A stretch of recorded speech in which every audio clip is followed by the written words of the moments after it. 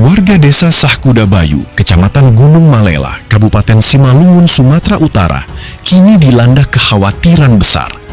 Aliran sungai yang berwarna hitam pekat dan berbau menyengat diduga kuat berasal dari limbah sejumlah pabrik kelapa sawit, PKS, mengalir ke Sungai Bahbulun hingga masuk ke lahan dan kolam budidaya milik warga. Limbah tersebut diduga bersumber dari PKS Gudang 18 di wilayah Desa Asilom, serta PKS Bahjambi lingkungan PTPN 4 Regional 1. Warga sangat cemas jika nantinya ikan-ikan di kolam mati karena air yang tercemar. Pasalnya, hasil panen ikan menjadi tumpuan hidup bagi masyarakat desa Sahkuda Bayu dan wilayah sekitar yang terdampak. Merespons hal tersebut, pihak kepolisian beserta perwakilan instansi terkait telah turun langsung ke lokasi untuk berkoordinasi bersama masyarakat. Hadir dalam kegiatan itu, Babin Kantipmas R. Sumanungkalit, perwakilan Dinas Lingkungan Hidup Bapak Damanik, serta perwakilan Dinas Perikanan AI Sembiring.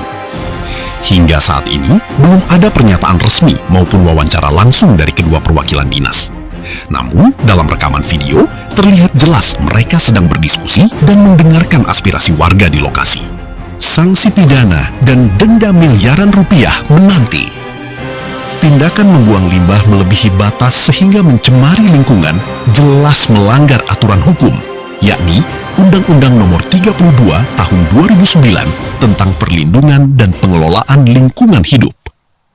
Jika terbukti dengan sengaja mencemari lingkungan hingga melampaui baku mutu, pelaku dapat dijerat pasal 98 dengan ancaman pidana penjara paling singkat 3 tahun dan paling lama 10 tahun, serta denda paling sedikit 3 miliar rupiah hingga paling banyak 10 miliar rupiah.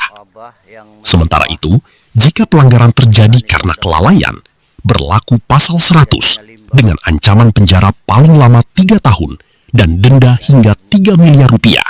Selain sanksi pidana, pelaku juga dapat dikenakan sanksi administratif berupa teguran tertulis, penghentian sementara operasi, hingga pencabutan izin usaha. Termasuk kewajiban memulihkan kerusakan lingkungan dan membayar ganti rugi kepada warga yang dirugikan. Warga mendesak instansi berwenang segera melakukan pengecekan sampel di lapangan, menelusuri pihak yang bertanggung jawab, serta menindak tegas sesuai aturan, agar kerusakan lingkungan tidak terus berlanjut. Kami akan terus memantau perkembangan kasus ini dan menghadirkan informasi selanjutnya setelah mendapatkan keterangan resmi. Reporter Irwan dan Suherman mengabarkan. Bapak ini siapa? Lo nggak ada kemarin. Gimana katanya? Nggak ada kemarin. Repot.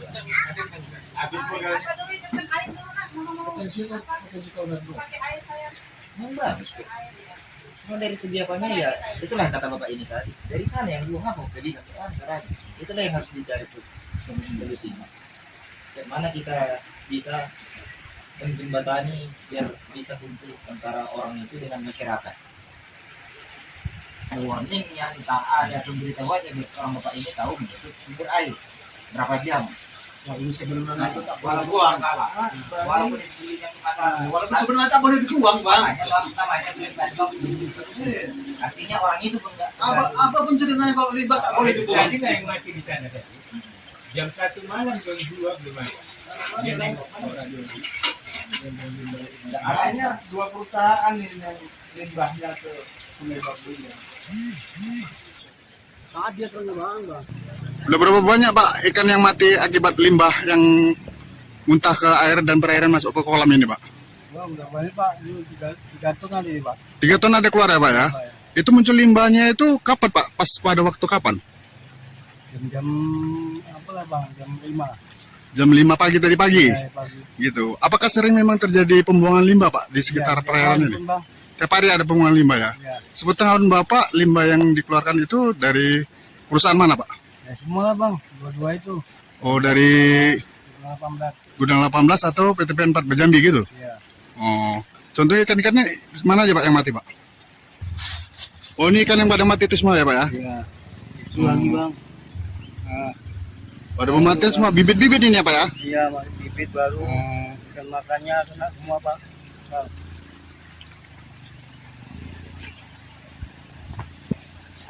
Apa upaya Bapak supaya ke depannya biar supaya limbah-limbah ini nggak turun ke kolam?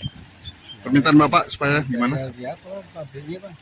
Biar jangan buang supaya jangan buang limbah lagi gitu ya Pak ya? Biar supaya tidak merugikan petani gitu ya Pak ya? Oke Pak. Modalnya banyak tuh Bang. Modalnya ini Maaf Pak, ini saya berbicara dengan Bapak siapa? Samirin, Pak Samirin, selaku petani kolam untuk ikan di Sakuda ya Pak ya? ke Bayu. Kota Bayu, oke. Makasih Pak ya. Lanjutin aja. Lanjutin lo Bang. Mau lihat apa?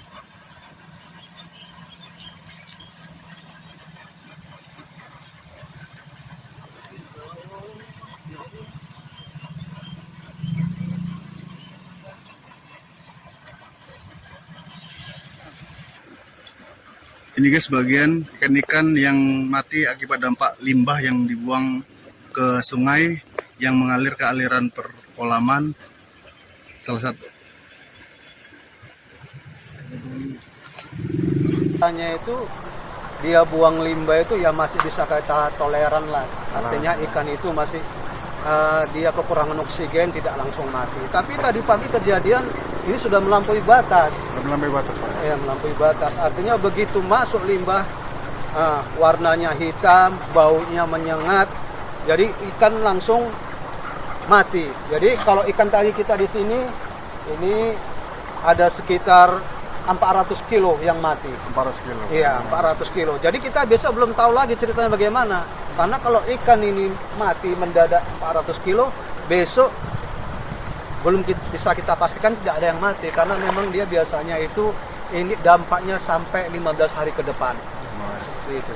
Apakah memang setiap hari limbah itu tampak terlihat dibuang ke aliran sungai Pak? Iya, kalau kita katakan setiap hari kita juga tidak bisa memastikan. Tapi yang jelas dari sifat dan fisiknya ya seperti itu. Sifat dan fisiknya itu ya selalu bau, menyengat, di ikan itu oksigen berkurang.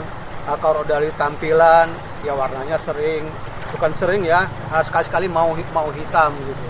Mana contoh ikan-ikan yang udah mati kira-kira karena limbah itu Pak? Nah inilah seperti ini. Ini udah tinggal sisa-sisa ini Pak. Sisa-sisa nih Pak, yang mati-mati nih Pak ya? Sisa-sisa, kalau tadi udah kita ecer juga lah supaya bisa lah untuk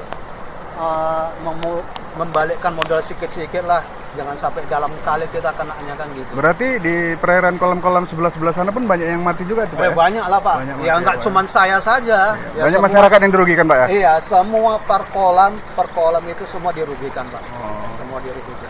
Jadi untuk kedepannya apa harapan Bapak untuk terhadap perusahaan ataupun PTPN ataupun perusahaan kelapa sawit yang membuang limbah biar supaya tidak membuang limbah, apa harapan Bapak untuk kedepannya? Iya, harapan saya ya kepada dinas-dinas yang terkait lah. Nah ini supaya menjembatani kami supaya mereka tidak buang lagi limbah. Kita juga nggak melarang mereka mau berusaha, yang mau silakan, mau usaha apa aja silakan, tapi jangan usaha kami diganggu. Artinya bisa dampaknya merugikan petani Pak ya? Iya. Oke, terima kasih Pak ya. Ya.